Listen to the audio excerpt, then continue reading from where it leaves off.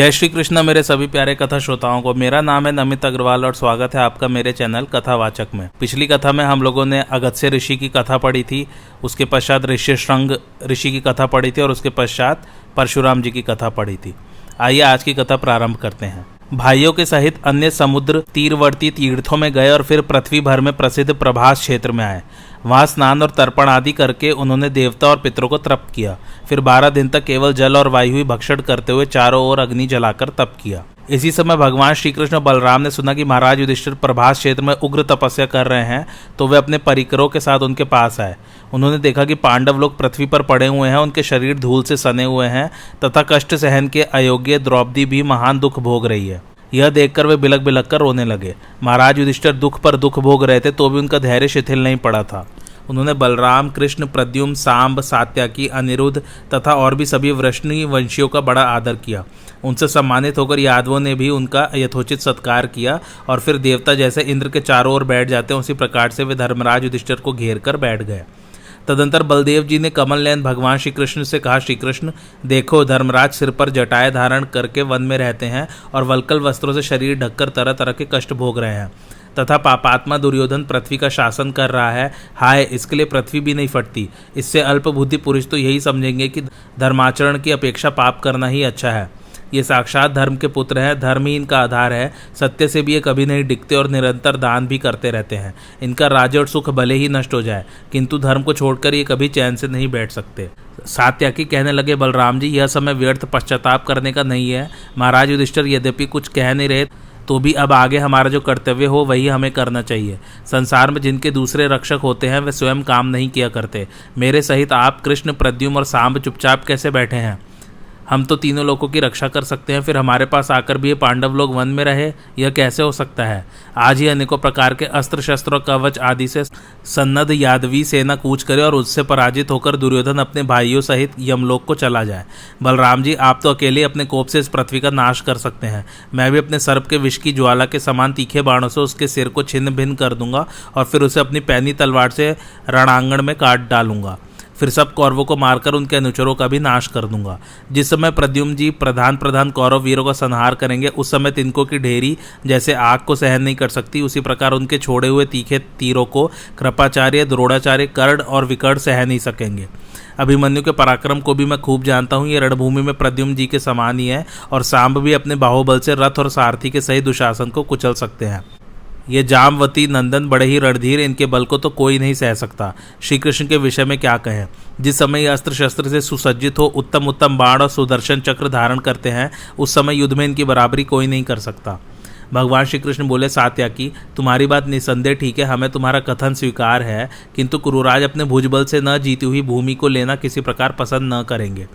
महाराज युधिष्ठिर किसी इच्छा, भय या लोभ से स्वधर्म का त्याग नहीं कर सकते। इसी प्रकार भीम, अर्जुन, नकुल, सहदेव और द्रौपदी भी काम, लोभ या भय से अपना धर्म नहीं छोड़ सकते। यह सुनकर महाराज युधिष्ठिर ने कहा, माधव, आप जो कुछ कह रहे हैं उसमें आश्चर्य की कोई बात नहीं है। वास्तव में मेरे स्वभाव को ठीक ठीक श्री कृष्ण ही जानते हैं और उनके स्वरूप को भी यथार्थ रीति से मैं जानता हूँ। सात्यकी, देखो, जब श्री कृष्ण पराक्रम दिखाने का समय समझेंगे, उसी समय तुम और श्री केशव दुर्योधन पर विजय प्राप्त कर सकोगे। अब आप सब यादव वीर अपने अपने घरों को पधारें। आप लोग मुझसे मिलने के लिए आए, इसके लिए मैं आपका कृतज्ञ हूँ। तब उन यादव वीरों ने बड़ों को प्रणाम किया और बालकों को हृदय से लगाया। इसके पश्चात वे अपने अपने घरों को चले गए तथा पांडवों ने तीर्थ यात्रा के लिए प्रस्थान किया। पयोषणी में स्नान कर महाराज युधिष्ठिर वैदूर्य पर्वत और नर्मदा नदी की ओर गए। वहां भगवान लोमश ने समस्त तीर्थ और देवस्थानों का परिचय दिया। लोमश जी बोले, महर्षि भृगु का च्यवन नामक एक बड़ा ही तेजस्वी पुत्र था। वह सरोवर के तट पर तपस्या करने लगा। राजन व मुनि कुमार बहुत समय तक वृक्ष के समान निश्चल रहकर एक ही स्थान पर वीरासन से बैठा रहा। धीरे धीरे अधिक समय बीतने पर उसका शरीर तृण और लताओं से ढक गया। उस पर चींटियों ने अड्डा जमा लिया। वे चारों ओर से केवल मिट्टी का पिंड जान पड़ते थे। इस प्रकार बहुत काल व्यतीत होने के बाद एक दिन राजा शरियाती इस सरोवर पर क्रीड़ा करने के लिए आया। उसकी 4 सहस्त्र सुंदरी रानियां और एक सुंदर भ्रकुटियों वाली कन्या थी। उसका नाम सुकन्या था। वह दिव्य आभूषणों से विभूषित कन्या अपनी सहेलियों के साथ विचरती उस च्यवन जी की बाम्बी के पास पहुंच गई। उसने उस बाम्बी के छिद्र में से च्यवन जी की चमकती हुई आंखों को देखा। इससे उसे बड़ा कौतूहल हुआ। फिर बुद्धि भ्रमित हो जाने से उसने उन्हें कांटे से छेद दिया। इस प्रकार आंखें फूट जाने से च्यवन मुनि को बड़ा क्रोध हुआ और उन्होंने शर्याती की सेना के मलमूत्र बंद कर दिए। मलमूत्र रुक जाने से सेना को बड़ा कष्ट हुआ। यह दशा देखकर राजा ने पूछा, यहाँ निरंतर तपस्या में निरत वयोवृद्ध महात्मा च्यवन रहते हैं, वे स्वभाव से बड़े क्रोधी हैं, उनका जानकर अथवा बिना जाने किसने अपकार किया है? जिससे भी ऐसा हुआ हो वह बिना विलंब किए तुरंत बता दे। जब सुकन्या को ये सब बातें मालूम हुई तो उसने कहा, मैं घूमती घूमती एक बाम्बी के पास गई थी, उसमें मुझे एक चमकता हुआ जीव दिखाई दिया, वह जुगनू सा जान पड़ता था, उसे मैंने बीत दिया। यह सुनकर शर्याती तुरंत ही बाम्बी के पास गया। वहां उसे तपोवृद्ध और वयोवृद्ध च्यवन मुनि दिखाई दिए। उसने उनसे हाथ जोड़कर सेना को क्लेश मुक्त करने की प्रार्थना की और कहा कि भगवान, अज्ञानवश इस बालिका से जो अपराध बन गया उसे क्षमा करने की कृपा करें। तब भृगुनंदन च्यवन ने राजा से कहा, इस गर्वीली छोकरी ने अपमान करने के लिए ही मेरी आंखें फोड़ी है, अब मैं इसे पाकर ही क्षमा कर सकता हूँ। लोमजी कहते हैं, राजन, यह बात सुनकर राजा शर्याती ने बिना कोई विचार के महात्मा च्यवन को अपनी कन्या दे दी। उस कन्या को पाकर च्यवन मुनि प्रसन्न हो गया और उनकी कृपा से क्लेश मुक्त हो राजा सेना के सहित अपने नगर में लौट आया। सती सुकन्या भी अपने तप और नियमों का पालन करते हुए प्रेम पूर्वक अपने तपस्वी पति की परिचर्या करने लगी। एक दिन सुकन्या स्नान करके अपने आश्रम में खड़ी थी। उस समय उस पर अश्विनी कुमारों की दृष्टि पड़ी। वह साक्षात देवराज की कन्या के समान मनोहर अंगों वाली थी। तब अश्विनी कुमारों ने उसके समीप जाकर कहा, सुंदरी, तुम किसकी पुत्री एवं किसकी भार्य हो और इस वन में क्या करती हो? यह सुनकर सुकन्या ने सलज भाव से कहा, मैं महाराज शर्याती की कन्या और महर्षि च्यवन की भार्या हूँ। तब अश्विनी कुमार बोले, हम देवताओं के वैद्य हैं और तुम्हारे पति को युवा एवं रूपवान कर सकते हैं। तुम हमारी यह बात अपने पतिदेव से जाकर कहो।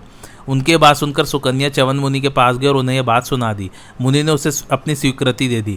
तब उसने अश्विनी कुमारों से वैसा करने के लिए कहा। अश्विनी कुमारों ने कहा, मुनि सरोवर में प्रवेश करें।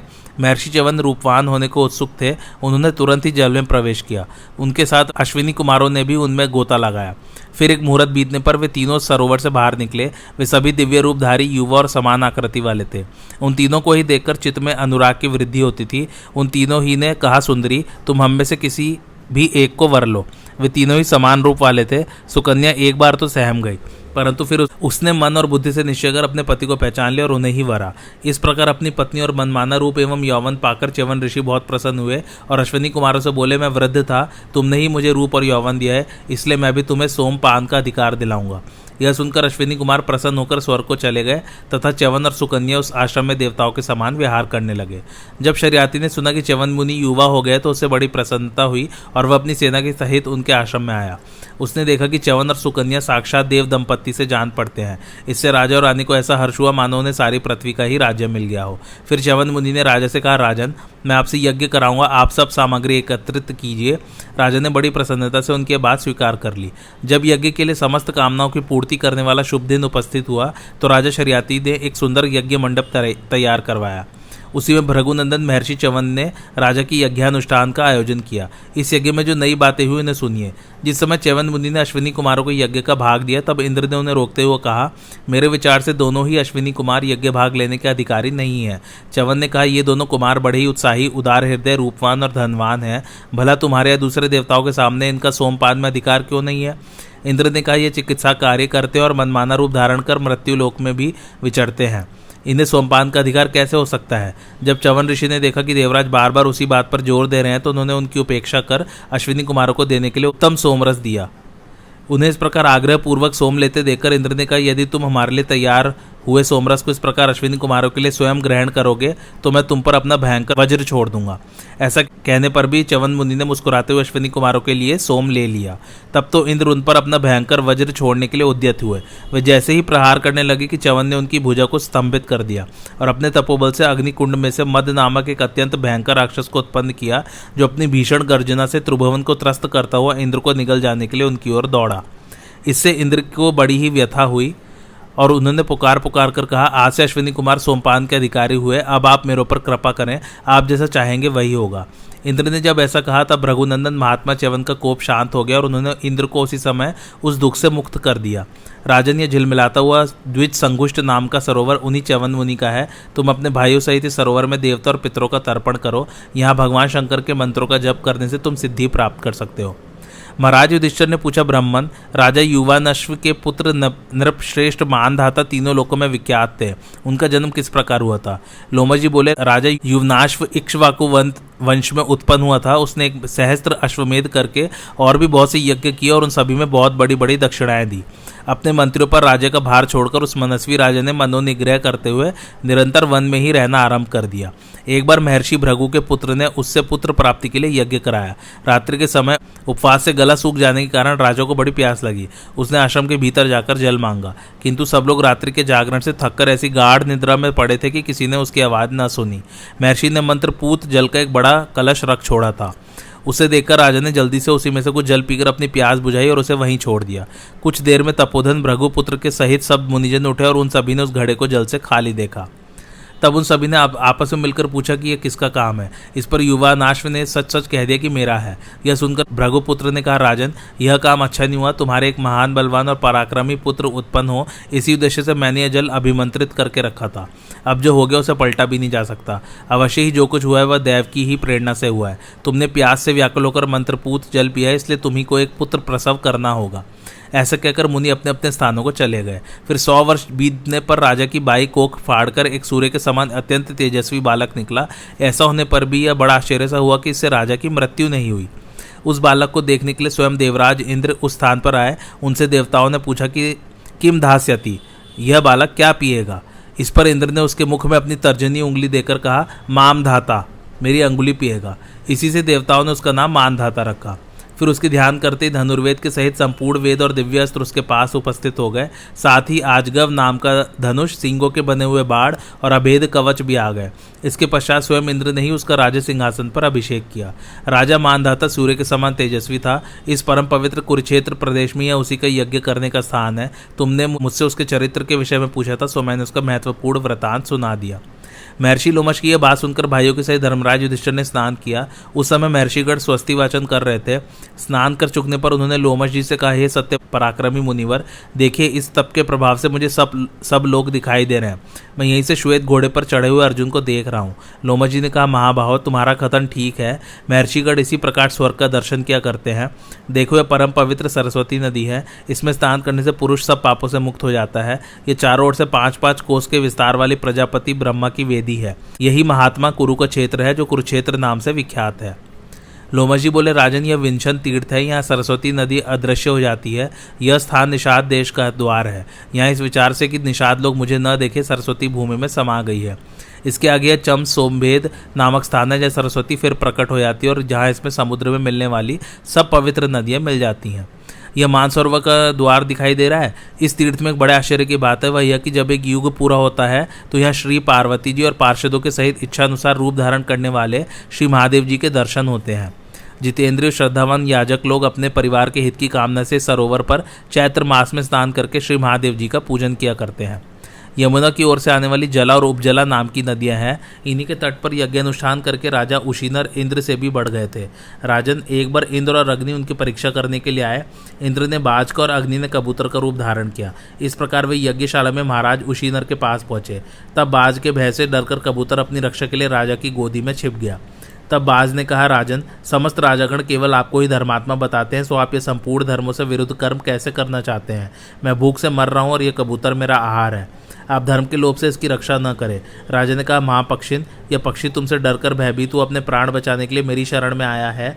इसने अभय पाने के लिए ही मेरा आश्रय लिया है। यदि मैं इसे तुम्हारे चंगुल में न पड़ने दूँ तो इसमें तुम्हें धर्म क्यों नहीं जान पड़ता? देखो, ये घबराहट के मारे कैसा काँप रहा है। इसने प्राणों की रक्षा के लिए ही मेरी शरण की है।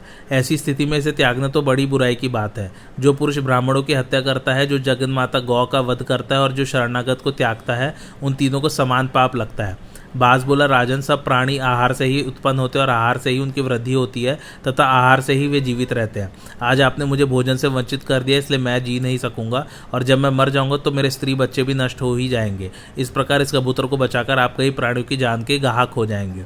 अतः राजन, आप भी धर्म और अधर्म के निर्णय में गौरव और और लाघव पर दृष्टि रखकर जिसमें विशेष पुण्य हो उसी धर्म के आचरण का निश्चय करें। इस पर राजा ने कहा, पक्षी प्रवर, आप बहुत अच्छी बातें कह रहे हैं कि आप साक्षात पक्षीराज गरुड़ हैं, इसमें तो संदेह नहीं, आप धर्म के मर्म को अच्छी तरह समझते हैं। आप जो बातें कह रहे हैं वे बड़ी विचित्र और धर्म सम्मत है। मैं यह भी देखता हूँ कि कोई ऐसी बात नहीं है जो आपको मालूम न हो, किंतु शरणार्थी के परित्याग को आप कैसे अच्छा मानते हैं पक्षीवर। आपका सारा प्रयत्न आहार के लिए ही जान पड़ता है, सो आपको आहार तो इससे भी अधिक दिया जा सकता है। लीजिए, मैं आपको शिबी प्रदेश का समृद्धशाली राज्य देता हूँ, और भी आपको जिस वस्तु की इच्छा हो वह मैं दे सकता हूँ, किंतु इस शरण में आए हुए पक्षी को नहीं त्याग सकता। बाज बोला, नृपवर, यदि आपका इस कबूतर पर स्नेह है तो इसी के बराबर अपना मांस काटकर तराजू में रखिए। जब वह तौल में इस कबूतर के बराबर हो जाए तो वही मुझे दे दीजिए, उसी से मेरी तृप्ति हो जाएगी। लोमश जी कहने लगे, राजन, फिर परम धर्मज्ञ उशीनर ने अपना मांस काटकर तौलना आरंभ किया। दूसरे पलड़े में रखा हुआ कबूतर उनके मांस से भारी ही निकला, तो उन्होंने फिर अपना मांस काट कर रखा। इस प्रकार कई बार करने पर भी जब मांस कबूतर के बराबर न हुआ तो वह स्वयं ही तराजू में बैठ गया। यह देखकर बाज बोला, हे धर्मज्ञ, मैं इंद्र हूँ और ये अग्निदेव हैं। हम आपकी धर्मनिष्ठा की परीक्षा लेने के लिए आपकी यज्ञशाला में आए थे राजन। जब तक संसार में लोगों को आपका स्मरण रहेगा तब तक आपका सुयश निश्चल रहेगा और आप पुण्य लोकों का भोग करेंगे। राजा से ऐसे कहकर वे दोनों देवलोक को चले गए। महाराज, ये पवित्र आश्रम उसी महानुभव राजा उशीनर का है। यह बड़ा ही पवित्र और पापों का नाश करने वाला है। आप मेरे साथ इसके दर्शन करें। लोमश जी ने कहा, उद्यालक मुनि का कहोड़ नाम से प्रसिद्ध एक शिष्य था। उसने अपने गुरुदेव की बड़ी सेवा की। इससे प्रसन्न होकर उन्होंने बहुत जल्द सब वेद पढ़ा दिए और अपनी कन्या सुजाता भी उससे विवाह दी। कुछ काल बीतने पर सुजाता गर्भवती हुई। वह गर्भ अग्नि के समान तेजस्वी था। एक दिन कहोड़ वेद पाठ कर रहे थे। उस समय वह बोला, पिताजी, आप रात भर वेद पाठ करते हैं किंतु यह ठीक ठीक नहीं होता। शिष्यों के बीच में इस प्रकार आक्षेप करने से पिता को बहुत क्रोध और उन्होंने उस उदरस्थ बालक को शाप दिया कि तू पेट में से ही ऐसी टेढ़ी टेढ़ी बातें करता है, इसलिए 8 जगह से टेढ़ा उत्पन्न होगा। जब अष्टावक्र पेट में बढ़ने लगे तो सुजाता को बड़ी पीड़ा हुई और उसने एकांत में अपने धनहीन पति से धन लाने के लिए प्रार्थना की। कहोड़ धन लेने के लिए राजा जनक के पास गए, किंतु वहां वाद करने में कुशल बंदी ने उन्हें शास्त्रार्थ में हरा दिया और शास्त्रार्थ के नियम के अनुसार उन्हें जल में डुबो दिया गया। जब उद्यालक को यह समाचार विदित हुआ तो उन्होंने सुजाता के पास जाकर उसे सब बात सुना दी और कहा कि तू अष्टावक्र से इसके विषय में कुछ मत कहना। इसी से उत्पन्न होने के पश्चात अष्टावक्र को इसका कुछ पता न लगा। वे उद्यालक को ही अपना पिता समझते थे और उनके पुत्र श्वेत केतु को अपना भाई मानते थे। एक दिन जब अष्टावक्र की आयु 12 वर्ष की थी, वे उद्यालक की गोद में बैठे थे। उसी समय वहाँ श्वेत केतु आया और उन्हें पिता की गोद में से खींचकर कहा, यह गोदी तेरे बाप की नहीं है। श्वेत केतु की इस कटुक्ति से उनके विचित्र पर बड़ी चोट लगी और उन्होंने घर जाकर अपनी माता से पूछा कि मेरे पिता कहाँ गए हैं। इससे सुजाता को बड़ी घबराहट हुई और उसने शाप के भय से सब बात बता दी। यह सब रहस्य सुनकर उन्होंने रात्रि के समय श्वेत केतु से मिलकर यह सलाह की कि हम दोनों राजा जनक की यज्ञ में चले। वह यज्ञ बड़ा विचित्र सुना जाता है, वहाँ हम ब्राह्मणों के बड़े बड़े शास्त्रार्थ सुनेंगे। ऐसी सलाह करके वे दोनों मामा भांजे राजा जनक के समृद्धि संपन्न यज्ञ के लिए चल दिए। यज्ञशाला के द्वार पर पहुंचकर जब वे भीतर जाने लगे तो उनसे द्वारपाल ने कहा, आप लोगों को प्रणाम है, हम तो आगे का पालन करने वाले हैं। राजा के आदेशानुसार हमारा जो निवेदन है उस पर ध्यान दें। इस यज्ञशाला में बालकों को जाने की आज्ञा नहीं है, केवल वृद्ध और विद्वान ब्राह्मण ही इसमें प्रवेश कर सकते हैं। तब अष्टावक्र ने कहा, द्वारपाल, मनुष्य अधिक वर्षों की उम्र होने से, बाल पक जाने से, धन से अथवा अधिक कुटुंब से बड़ा नहीं माना जाता। ब्राह्मणों में तो वही बड़ा है जो वेदों का वक्ता हो। ऋषियों ने ऐसा ही नियम बताया है। मैं इस राजसभा में बंदी से मिलना चाहता हूँ, तो मेरी ओर से यह सूचना महाराज को दे दो। आज तुम हमें विद्वानों के साथ शास्त्रार्थ करते देखोगे और वाद बढ़ जाने पर बंदी को परास्त हुआ पाओगे। द्वारपाल बोला, अच्छा, मैं किसी उपाय से आपको सभा में ले जाने का प्रयत्न करता हूँ, किंतु वहां जाकर आपको विद्वानों के योग्य काम करके दिखाना चाहिए। ऐसा कहकर द्वारपाल उन्हें राजा के पास ले गया। वहां अष्टावक्र ने कहा, राजन, आप जनक वंश में प्रधान स्थान रखते हैं और चक्रवर्ती राजा हैं। मैंने सुना है आपके यहाँ बंदी नाम का कोई विद्वान है। वह ब्राह्मणों को शास्त्रार्थ में परास्त कर देता है और फिर आप ही के आदमी से उन्हें जल में डलवा देता है। यह बात ब्राह्मणों के मुख से सुनकर मैं अद्वैत ब्रह्मा विषय पर उससे शास्त्रार्थ करने आया हूँ। वह बंदी का है, मैं उससे मिलूंगा। राजा ने कहा, बंदी का प्रभाव बहुत से वेद वेत्ता ब्राह्मण देख चुके हैं। तुम उसकी शक्ति को न समझकर ही उससे जीतने की आशा कर रहे हो। पहले कितने ही ब्राह्मण आए, किंतु सूर्य के आगे जैसे तारे फीके पड़ जाते हैं, उसी प्रकार वे सभी उसके सामने हतप्रभ हो गए। इस पर अष्टावक्र ने कहा, मेरे जैसे उसे पाला नहीं पड़ा, इसी से वह सिंह के समान निर्भय होकर बातें करता है। किंतु अब मुझसे परास्त होकर वह उसी प्रकार मूक हो जाएगा जैसे रास्ते में टूटा हुआ रथ जहाँ का तहाँ पड़ा रहता है। तब राजा ने अष्टावक्र की परीक्षा करने के विचार से कहा, जो पुरुष 30 अवयव, 12 अंश, 24 पर्व और 360 अरो वाले पदार्थ को जानता है वह बड़ा विद्वान है। यह सुनकर अष्टावक्र बोले, जिसमें पक्ष रूप 24 पर्व, ऋतु रूप 6 नाभि, मास रूप 12 अंश और दिन रूप 360 अरे हैं, वह निरंतर घूमने वाला संवत्सर रूप कालचक्र आपकी रक्षा करे। ऐसा यथार्थ उत्तर सुनकर राजा ने ये प्रश्न किए, सोने के समय कौन नेत्र नहीं मूंदता, जन्म लेने के बाद किसमें गति नहीं होती, हृदय किसमें नहीं है और वेग से कौन बढ़ता है। अष्टावक्र ने कहा, मछली सोने के समय नेत्र नहीं मूंदती, अंडा उत्पन्न होने पर चेष्टा नहीं करता, पत्थर में हृदय नहीं और नदी वेग से बढ़ती है।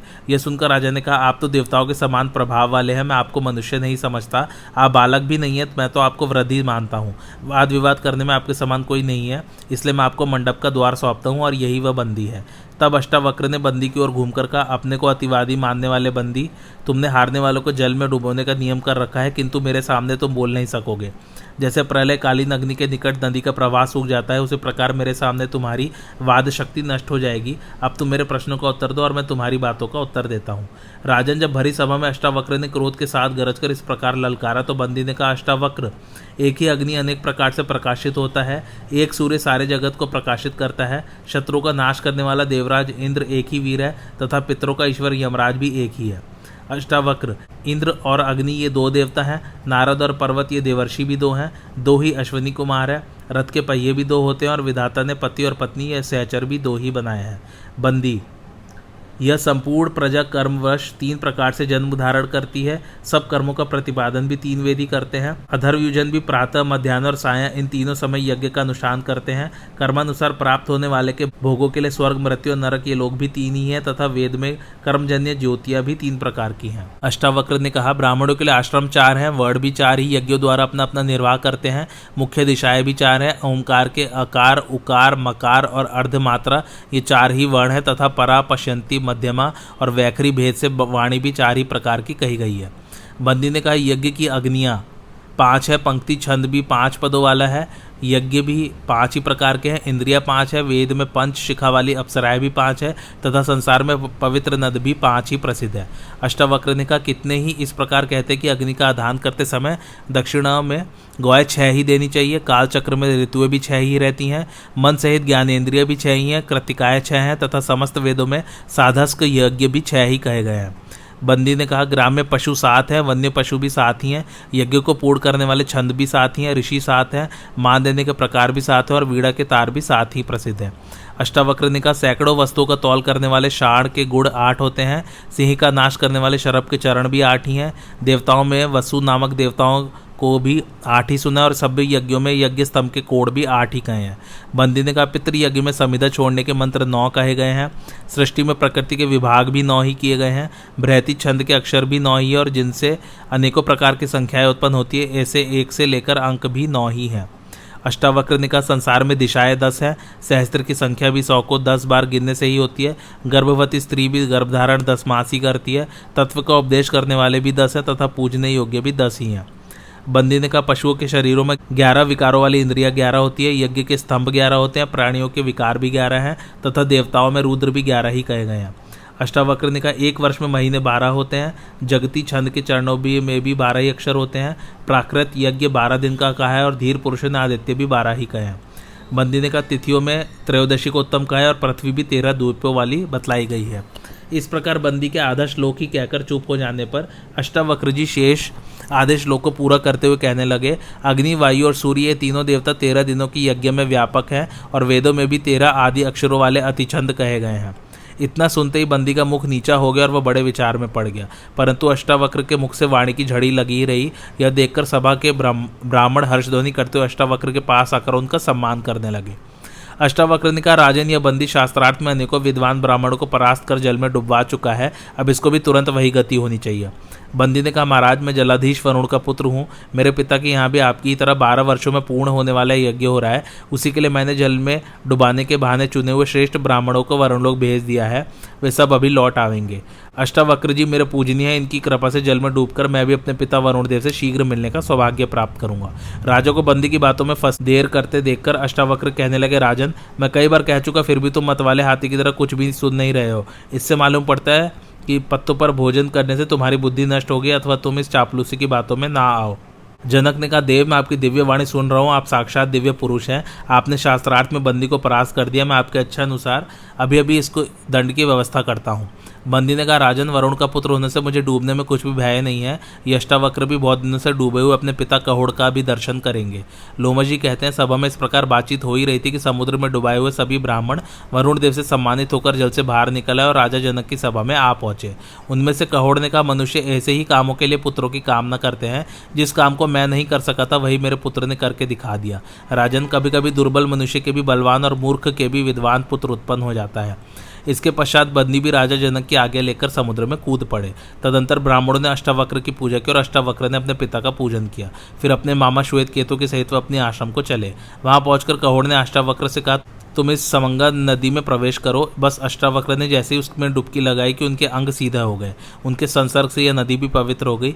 जो पुरुष इस नदी में स्नान करता है वह सब पापों से मुक्त हो जाता है। राजन, तुम भी द्रौपदी और भाइयों के सहित स्नान और आचमन करने के लिए इसमें प्रवेश करो। अब हम मंद्राचल पर्वत पर चलेंगे, ऐसा लोमश मुनि ने कहा। वहां मणिभद्र नाम का यक्ष और यक्षराज कुबेर रहते हैं। राजन, इस पर्वत पर 88,000 गंधर्व और किन्नर तथा उनसे 4 यक्ष अनेकों प्रकार के शस्त्र धारण की यक्षराज मणिभद्र की सेवा में उपस्थित रहते हैं। ये तरह तरह के रूप धारण कर लेते हैं। यहाँ उनका प्रभाव है। गति में तो वे साक्षात वायु के समान है। उन बलवान यक्ष और राक्षसों से सुरक्षित रहने के कारण ये पर्वत बड़े दुर्गम है। इसलिए यहाँ तुम बहुत सावधान से रहना। हमें यहाँ कुबेर के साथ ही जो मैत्र नाम के भयानक राक्षस है उनसे सामना करना पड़ेगा। राजन, कैलाश पर्वत 6 योजन ऊंचा है। उस पर्वत पर देवता आया करते हैं और उसी पर बद्रिकाश्रम नाम का तीर्थ भी है। अतः तुम मेरी तपस्या और भीमसेन के बल से सुरक्षित होकर इस तीर्थ में स्नान करो। देवी गंगे, मैं कांचनमय पर्वत से उतरती हुई आपकी कलकल ध्वनि सुन रहा हूँ। आप इन नरेंद्र युधिष्ठिर की रक्षा करें। इस प्रकार गंगा जी से प्रार्थना करके लोमश जी ने युधिष्ठिर को सावधान होकर आगे बढ़ने का आदेश दिया। तब महाराज युधिष्ठिर ने अपने भाइयों से कहा, भाइयों, महर्षि लोमश जी इस देश को अत्यंत भयंकर मानते हैं। इसलिए तुम लोग द्रौपदी की संभाल रखो, इसमें प्रमाद न हो। यहाँ मन वाणी और शरीर से भी बहुत पवित्र रहना। भीमसेन, मुनिवर ने कैलाश के विषय में जो बात कही है वह तुमने भी सुनी ही है। अब जरा विचार लो इस पर द्रौपदी कैसे बढ़ेगी। नहीं तो एक काम करो सहदेव, भगवान धौम्य, रसोइयों, पुरवासियों, रथ घोड़ों, नौकर चाकरों और रास्ते का कष्ट न सह सकने वालों ब्राह्मणों को लेकर तुम लौट जाओ। मैं, नकुल और भगवान लोमश जी 3 ही अल्पाहार का नियम रखते हुए इस पर्वत पर चढ़ेंगे। मेरे लौटकर आने तक तुम सावधानी से हरिद्वार में रहो और जब तक मैं न हो द्रौपदी की भली भांति देख रेख करते रहो। भीमसेन ने कहा, राजन, इस पर्वत पर राक्षसों की भरमार है। यो भी यह बड़ा ही दुर्गम और बीहड़ है। सौभाग्यवती द्रौपदी भी आपके बिना लौटना नहीं चाहती। इसी तरह सहदेव भी सदा आपके पीछे ही रहना चाहता है। मैं इसके मन की बात खूब जानता हूँ। यह भी कभी नहीं लौटेगा। इसके सिवा सभी लोग अर्जुन को देखने के लिए बहुत उत्सुक हो रहे हैं, इसलिए सब आपके साथ ही चलेंगे। यदि अनेकों गुहाओं के कारण इस पर्वत पर रथों से यात्रा करना संभव न हो तो हम पैदल ही चलेंगे। और आप चिंता न करें, जहाँ जहाँ द्रौपदी पैदल न चल सकेगी वहाँ मैं इसे कंधे पर चढ़ाकर ले चलूंगा। ये माद्री कुमार, नकुल और सहदेव भी सुकुमार है। जहाँ कहीं दुर्गम स्थान में इन्हें चलने की शक्ति न होगी वहाँ इन्हें भी मैं पार लगा दूंगा। यह सुनकर युधिष्ठिर ने कहा, तुम यशस्विनी, पांचाली और नकुल सहदेव को भी ले चलने का साहस दिखा रहे हो। यह बड़ी प्रसन्नता की बात है। किसी दूसरे से ऐसी आशा नहीं की जा सकती। भैया, तुम्हारा कल्याण हो और तुम्हारे बल, धर्म और सुयश की वृद्धि हो। फिर द्रौपदी ने भी हंसकर कहा, राजन, मैं आपके साथ ही चलूंगी, आप मेरे लिए चिंता न करें। लोमश जी बोले, कुंती नंदन, इस गंधमादन पर्वत पर तप के प्रभाव से ही चढ़ा जा सकता है। इसलिए हम सभी को तपस्या करनी चाहिए। तप के द्वारा ही हम तुम तथा नकुल, सहदेव और भीमसेन अर्जुन को देख सकेंगे। लोमश जी ने कहा, सामने जो कैलाश पर्वत के शिखर के समान सफेद सफेद पहाड़ से दिखाई दे रहा है वह नरकासुर की हड्डियां हैं। पूर्व काल में देवराज इंद्र का हित करने के लिए इसी स्थान पर भगवान विष्णु ने उस दैत्य का वध किया था।